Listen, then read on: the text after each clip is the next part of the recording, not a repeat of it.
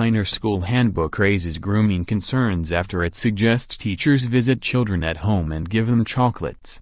Steiner School should be investigated for telling teachers to give children chocolates, visit them in their homes and make pet names for their favorite students, a former schools inspector said. Teachers at the schools which teach in accordance with the philosophies of Rudolf Steiner were given the handbook over how to educate their free-spirited students.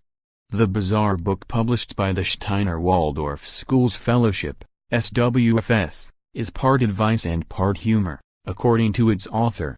The handbook says, "Tell the class, frequently that they are a very special group. And let them know implicitly and explicitly that you are the only person fit and able to teach them. Rewards, for example chocolates, especially if the school rule is no chocolate, should be awarded to indicate how pleased you are with the individual." A source close to Steiner schools told the Sunday Telegraph the advice is concerning. They said, "Steiner teachers really get to know the child and there is a massive opportunity for grooming by teachers with an inclination to do so. I am appalled that the advice is there, even ironically." The man who wrote the book, senior advisor Kevin Avison, said the book offers a humorous exploration of how to teach.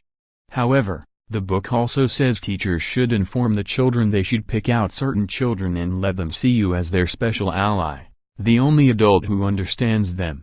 Home visits are also recommended. Former Chief Inspector of School Mike Tomlinson told the Sunday Telegraph, "I suspect this may well be a call to arms to the Department for Education and Ofsted."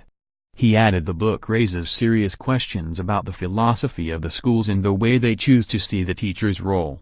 Steiner schools, based on a system of education created by Austrian scientist and philosopher Rudolf Steiner, are renowned for encouraging creativity and imagination.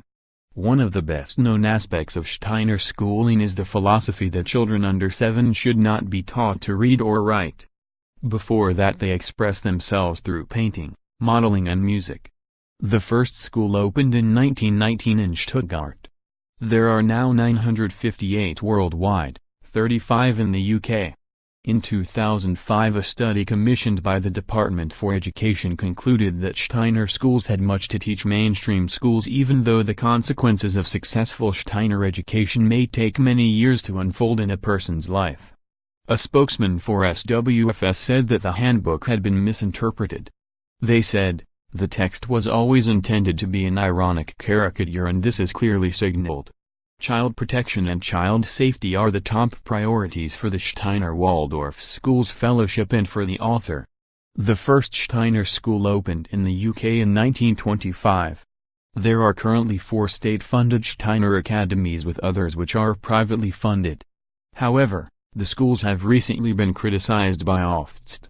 The Rudolf Steiner School, in Kings Langley, Hertfordshire, will close down after failing to make improvements since the education watchdog's last visit in December, when it stopped any new pupils from coming aboard. Inspectors said in a damning report that data protection had been breached, pupils were able to wander off-site during lunch breaks and that there were no professional boundaries between students and teachers, with some meeting up outside school.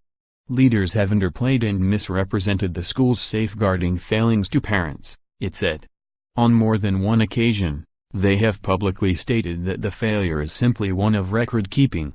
They have also stated that no transgressions or wrongdoings were found to have taken place and have implied that former parents who expressed concerns have misrepresented the position. These messages are not supported by the inspection evidence.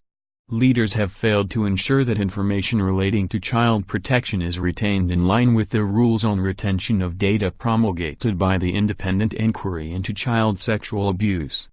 They have failed to take proper steps to save the email accounts of former staff, including those of one former leader for safeguarding.